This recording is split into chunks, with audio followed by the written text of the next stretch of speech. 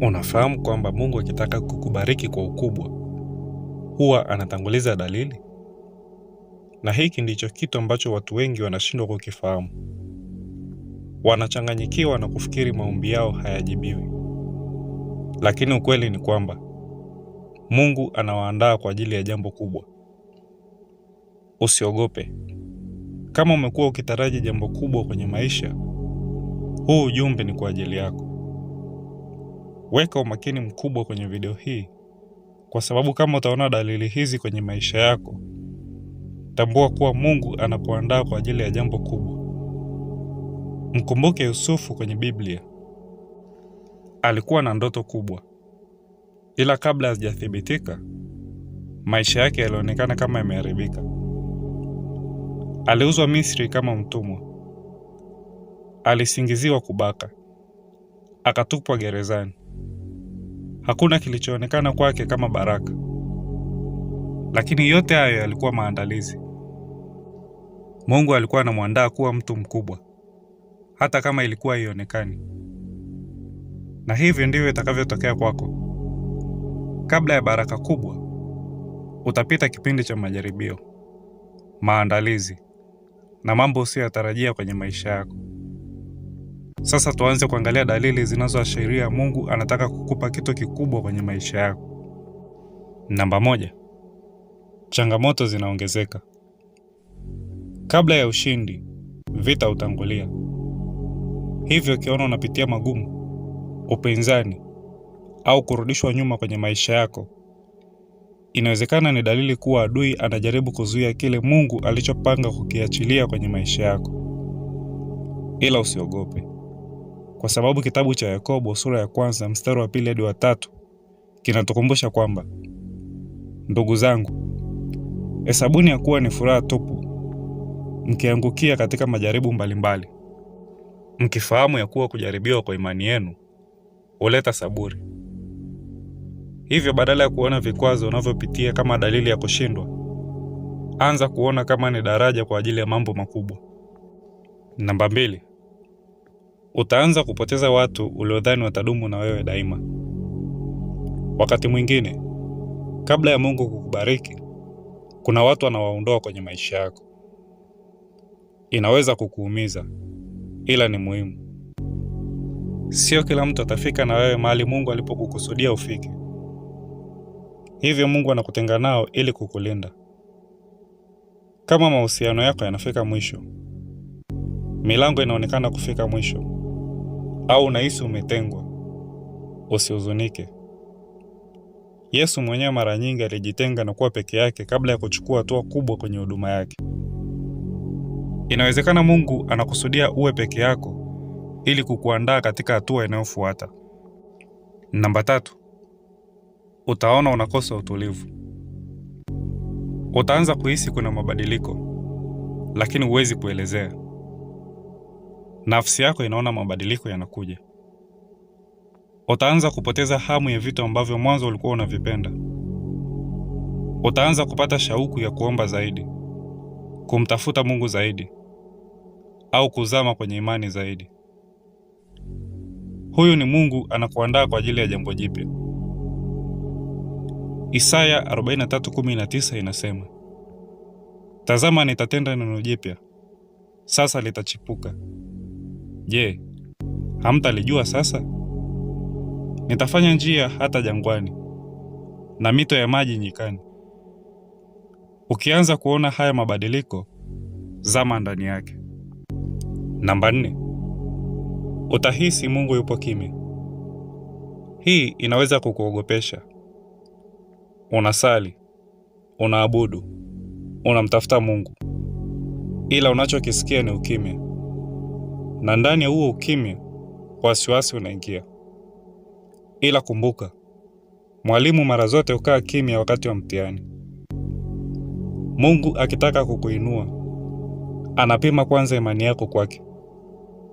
Je, utaendelea kumwamini hata kama umsikii? Yesu mwenyewe aliwahi kukutana na hali kama hii.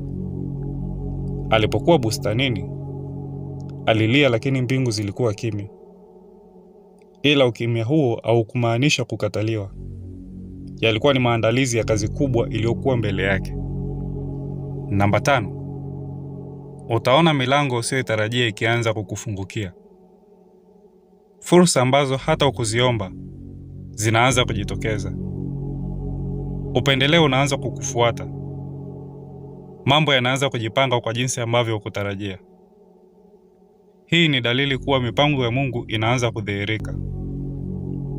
Mithali 3:5-6 inatukumbusha kwamba mtumaini Bwana kwa moyo wako wote, wala usizitegemee akili zako mwenyewe. Katika njia zako zote mkiri yeye, naye atayanyosha mapito yako. Mungu akiwa kiongozi wako, huhitaji kulazimisha mambo. Yatakaa kwenye mstari yenyewe. Namba 6. Utaanza kupata shauku ya kuomba na kufunga. Hujui ni kwa nini, ila utaanza kuhisi unahitaji kuomba zaidi, kufunga zaidi na kutafakari zaidi. Huyu ni Mungu anakuandaa kwa ajili ya kukuinua. Baraka kubwa zinahitaji maandalizi makubwa, na ndiyo njia pekee ya kukuimarisha kiroho chako. Kabla ya Yesu kuianza huduma yake, alifunga siku 40. Na kabla ya Esta kuliokoa taifa, alifunga siku 3. Kufunga si kafara peke yake, ni maandalizi. Mungu akikuvuta karibu yake, ni kwa sababu anataka kuachilia jambo kubwa kwako. Namba 7. Utaanza kuota ndoto na kuona maono. Utaanza kuota ndoto za kushangaza. Utaanza kushtuka usingizini katikati ya usiku. Utaanza kuona maono. Utaanza kuhisi vitu kabla havijatokea. Usipuuze. Mungu mara nyingi huzungumza katika ndoto. Yoeli 2:28 inasema, hata itakuwa baada ya hayo, ya kwamba nitamimina roho yangu juu ya wote wenye mwili, na wana wenu, waume kwa wake, watatabiri. Wazee wenu wataota ndoto, na vijana wenu wataona maono. Mungu akitaka kufanya jambo katika ulimwengu wa mwili, anakithibitisha kwanza katika ulimwengu wa roho. Hivyo kuwa makini. Nafsi yako inayatambua mambo ambayo ufahamu wa kimwili haujayafahamu bado. Namba 8. Utaanza kuona wepesi wa kuachilia vitu au mambo uliyong'ang'ania hapo awali.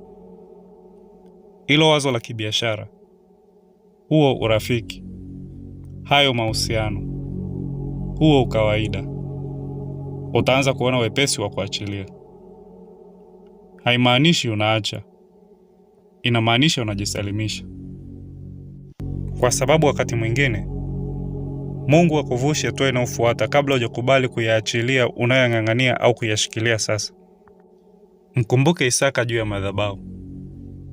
Ibrahimu alikubali kuchukua hatua ya kumtoa sadaka mtoto wake wa pekee, tena wa ahadi, kabla ya Mungu kumzidisha zaidi. Ukiitwa kutoa au kuachilia, ni kwa sababu Mungu anataka kukuzidisha zaidi. Namba 9. Utaanza kuhisi amani katikati ya magumu.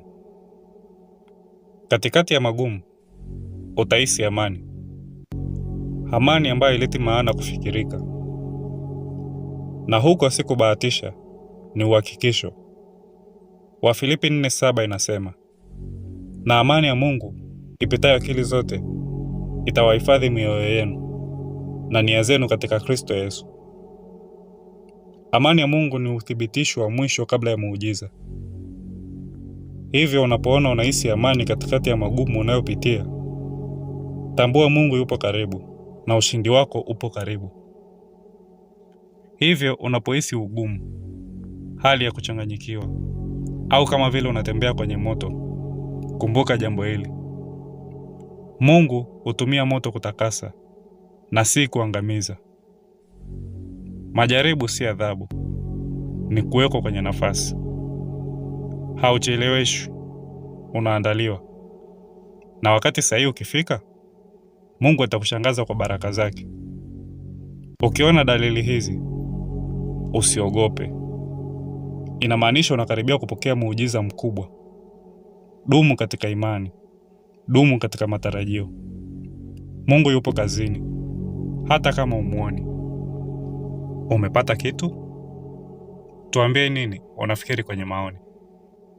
Vilevile usiache kuonyesha upendo kwa kulike na kusubscribe. Hadi wakati mwingine.